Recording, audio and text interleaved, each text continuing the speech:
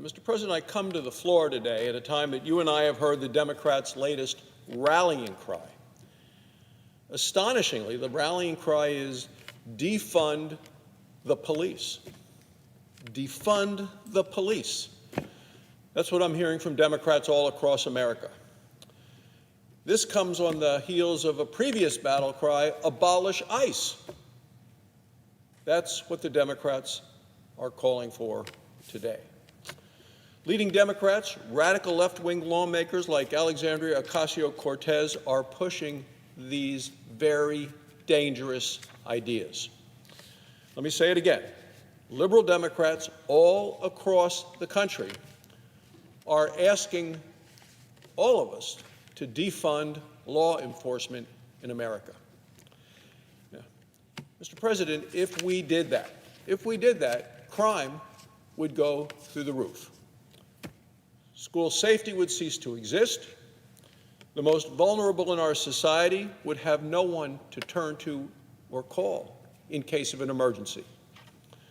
Yet, Democratic mayors across the country seem to be on board.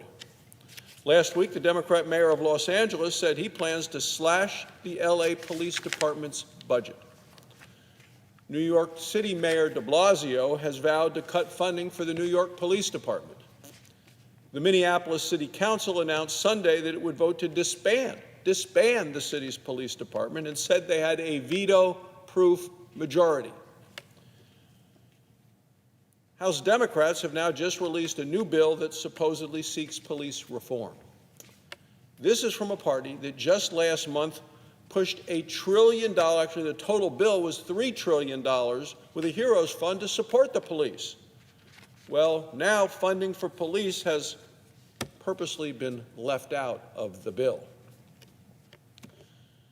Mr. President, as our economy begins to recover, and I'll tell you the jobs numbers are very promising, we need to make sure that our communities are safe. This starts at the local level, with governors and mayors in cities like Minneapolis and New York and Los Angeles. Last week, the Wall Street Journal had an editorial that was titled, "Liberal Cities, Radical Mayhem. Democrat mayors and governors seem unable to stop the lawlessness." It included a warning. It said, this isn't merely about damage to property. It's about destroying the order required for city life.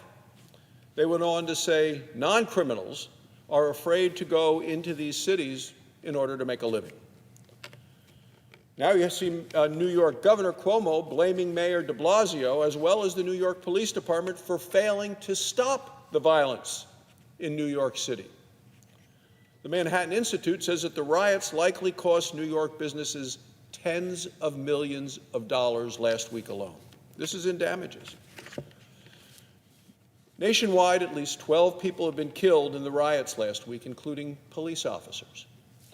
The rioters have committed many acts of violence against police officers as well as against innocent bystanders. In New York City alone, 292 officers have been injured last week. One New York police officer was stabbed in the neck. 2 others were shot last Wednesday night in Brooklyn. In Los Angeles, 27 officers were injured during just one night of rioting. One officer suffered a fractured skull, another a broken knee.